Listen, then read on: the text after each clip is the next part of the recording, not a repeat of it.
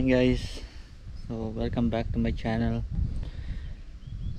So for today, camping tayo.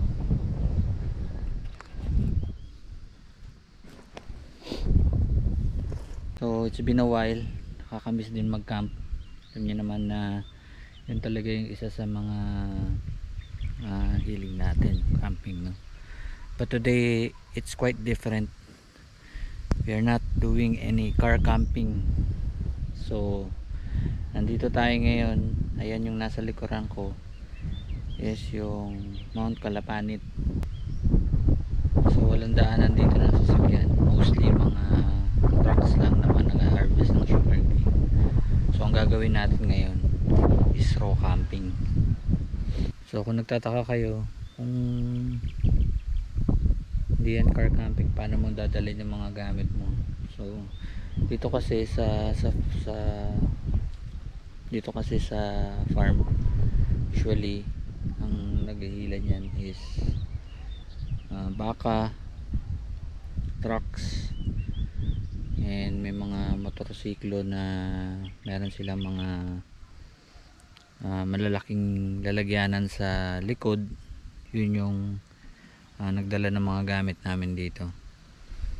Makit kami dito kahapon. Malis kami ng bahay around 4:30 and then nag-hike na lang kami.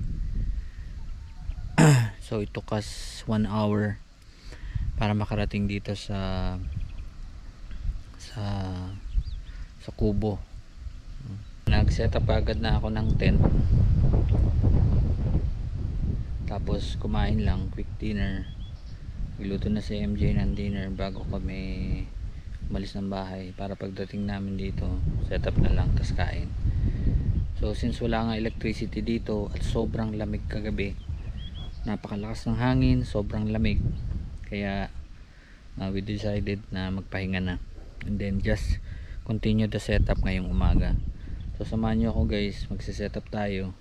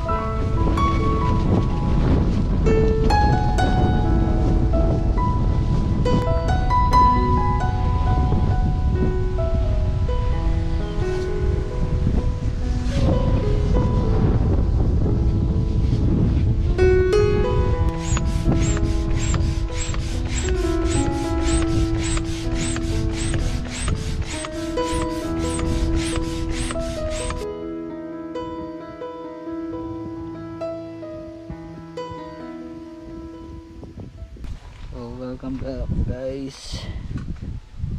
Tapos na tayo mag setup at it's already 12:25 in the afternoon and si MJ nagluluto na ng lunch namin. So magano tayo ngayon? Munggo tayo ngayon as for our lunch. So habang nag-aantay tayo, chill lang muna. Sobrang lakas ng hangin, medyo challenging yung setup ng natin, yung tarp natin, pero all goods lang. Yan.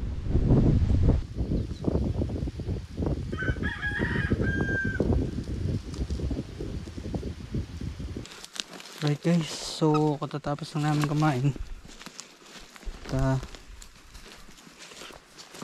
Kuha muna kami ng mga kahoy dito sa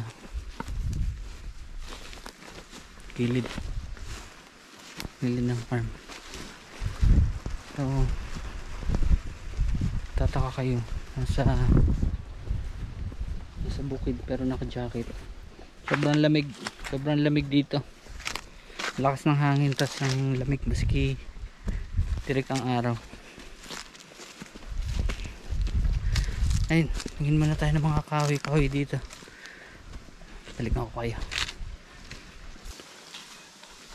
Dito maraming mga punong kahoy na pinuputol nila para gawing haligi ng kubo na tinatayo dito sa bukid. So itong area na to, meron ditong parang sapa, kaso walang tubig. So yun yung mga nakatumba na, so hihiwa nila, pinuputol nila. May mga bamboo rin dito na lalaki ng tataas.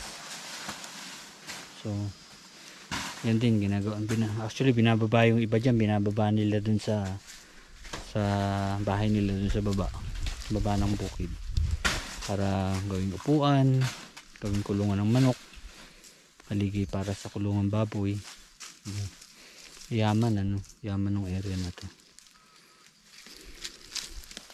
So kumuha naman tayo ng mga kahoy, pabalik natin dun sa campsite, kubo.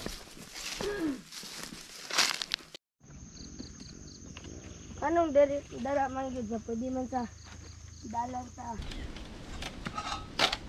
Nasaan yung pots ng mga ano dade contaminants nandoon? Nandito.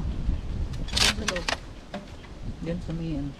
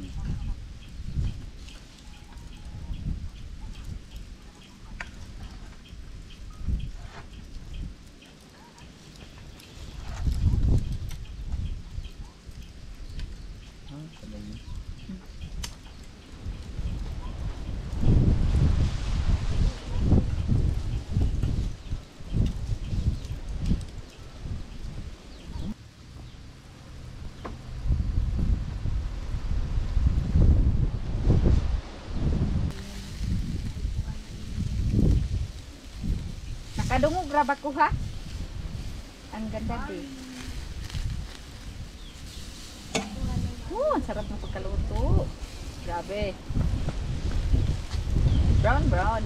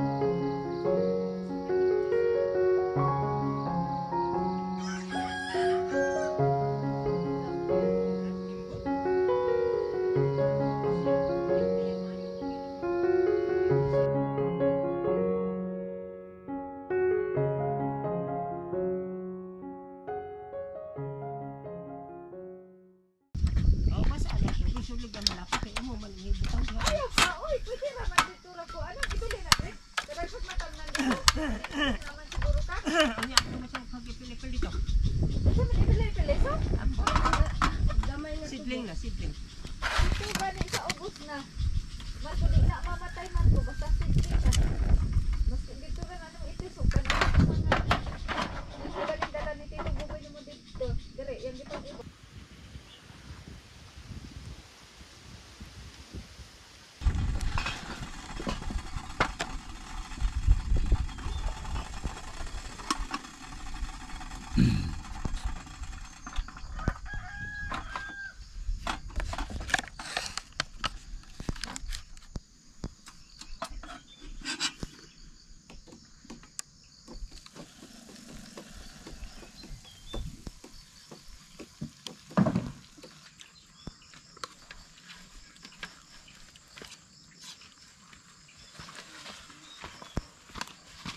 Sa kung sudan re pa? Oh, nakuha ko doon.